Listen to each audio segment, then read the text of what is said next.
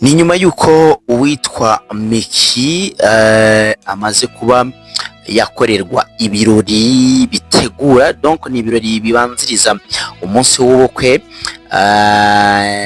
Meki rero akaba yaramenyekanye nk'umukinnyi wa filime nyarwanda, akaba yaraje no kumenyekana akundana n'uwitwa Regisi.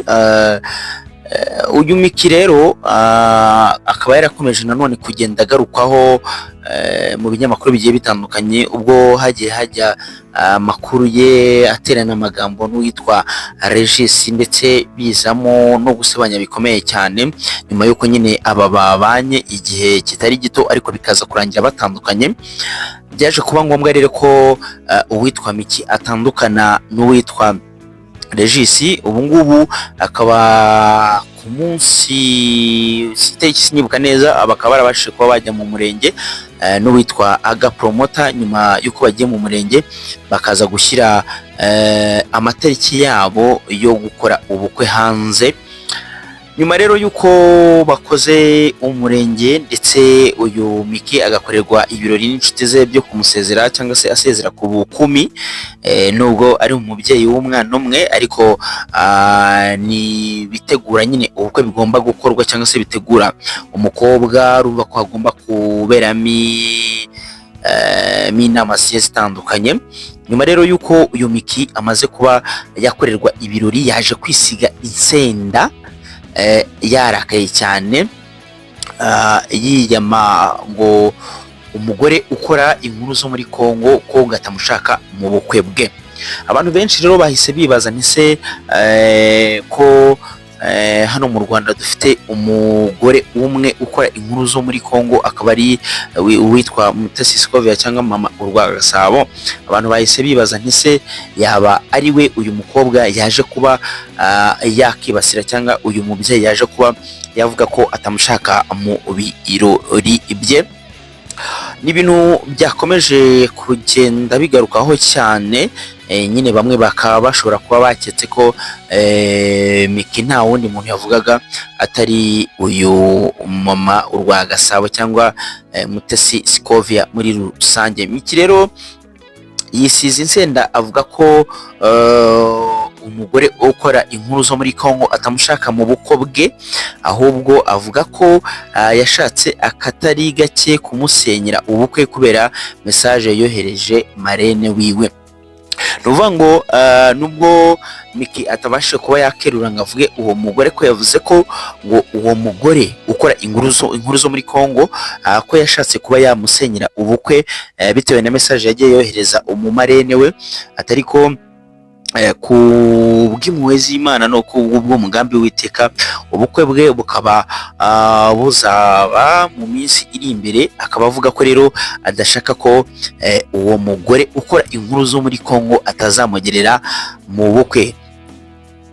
Naho atatomoye uwo ari we muri video nto iriko irakwirakwizwa ku mbuga nkoranyambaga ze, bamwe bo bamaze kwemeza ko uwo muntu ari Scovia Mutesi akorera Mama Urwagasabo, akongera akaba n'umuyobozi wayo mukuru. Meki yanabishije uwo muntu bafashe ko ari Scovia. Ni ukuvuga ngo abantu baje kuba batekereza ko uwo muntu Meki yavugaga ari Scovia, ko azamwicira akamukorera ikiganiro kuko ari kumuruka. Yes, Meki yaje kuvuga ko nyine nyuma y'uko ubukwe burangiye azakorera uwo muntu ikiganiro. Yanavuze ko atumiye abantu bose mu bukwe bwe, ariko bamwe bakora inkuru zo muri Kongo ko atabashaka.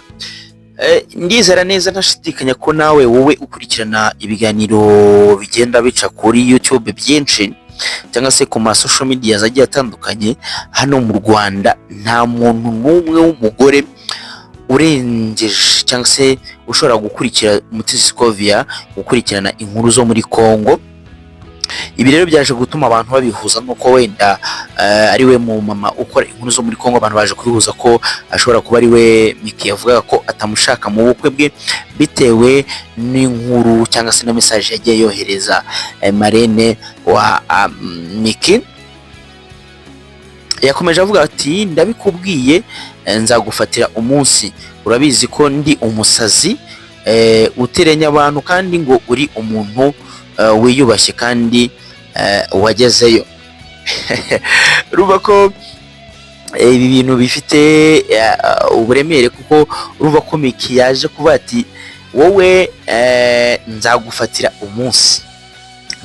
umunsi nkubage, ati cyane ko ati nanjye urabizi ko ndi umusazi, ati rero nzagufatira umunsi nkubwize ukuri, ati cyane ko wigira umuntu uri very perfect, uri sympathetic, udafite ikibazo n'abantu, atari ko njye nzagufatira umunsi mubage, cyane ko ubizi ko nanjye ndi umusazi, nubwo wifata ko uri umuntu wiyubashye kandi wagezeyo, atari ko ntacyo bimbwiye njyewe nzagira gute, njye nzakubaga.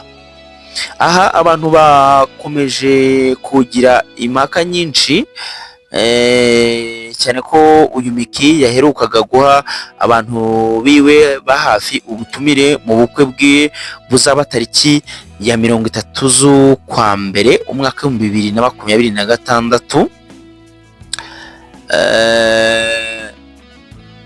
Ni ukuvuga ngo harabura iminsi igera muri kuko uyu munsi ndizira ko turi ku itariki ya 11 zishira ya 12, byumvikana ko habura iminsi itarengeje 20 kugira ngo uyu mukobwa ndetse n'uwitwa Aga Promoter babashe kuba baza kuba barushinga. Ubu rero akaba ari gutumira abandi bantu muri ubwo bukwe bwitweze cyane n'abakoresha imbuga nkoranyambaga cyane cyane YouTube ndetse na Instagram, ariko akaba yaje kuba yakuzaho cyangwa se yavuga ko adashaka ko abanyamakuru bakora inkuru zo muri Kongo, cyane cyane abagore, ko atabashaka mu birori bye byo kuri iyo tariki. Ibirori bye bizaba ku itariki ya 30 z'ukwezi kwa Mutarama umwaka wa 2026. Abantu rero benshi nk'uko nabikubwiye bakomeje kumentioninga ko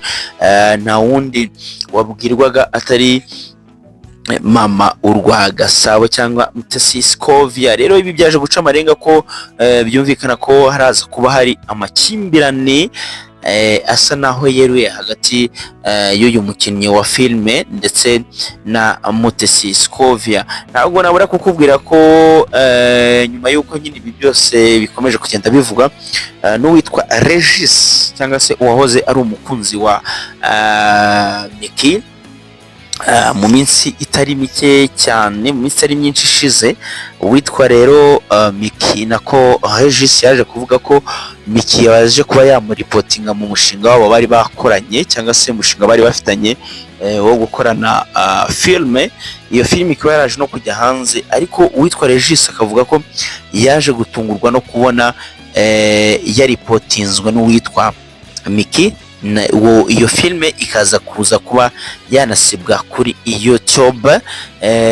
Ni beef zikomeje kugenda zigaruka hagati y'uwitwa Miki ndetse n'uwitwa Regis. Rero abantu bakaba bakomeje kwibaza nese ubukwe bwa Miki Regis azabutaha cyangwa ntago azabutaha, cyangwa se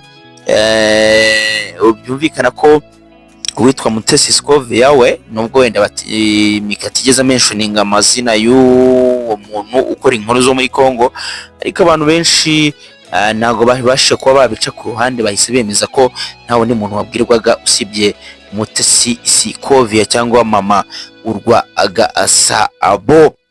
Wali ngayo nguko ayo niyo makuru nanone yarakomeje kugenda acicikangana ku mbuga nkoranyambaga, cyane cyane aho twagarutse nyine ku bukwe bwa bwa Miki uzasezerana imbere y'Imana ku itariki 30 Mutarama cyangwa se ukwezi kwa mbere y'umwaka wa 2026, ariko nanone akaba yatanze gasopo ku munyamakuru ukora inkuru zo muri Kongo.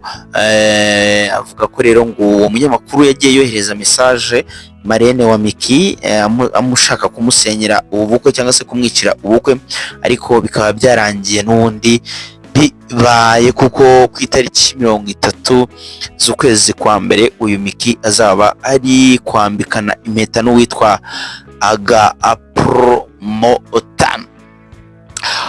We wakoze subscribe kuri Musafi TV, uri umuntu w'ingenzi cyane. Hanyuma nawe utarakora subscribe nicyo ugiye kugira ngo ubashe gukora wakora subscribe kugira ngo tujye tubana mu biganiro byinshi Imana agiye gutegurira. Ari nako nkwibutsa kutibagirwa gukanda kuri notification bell cyangwa kunzogera kugira ngo tujye tubana mu biganiro byinshi Imana guteguriye hano kuri Musafi TV. So reka mwifuze komeza kugira ibihe byiza cyane, nje nkuko bisanzwe yakomi yo Safi Tiger, the one and only, the baddest.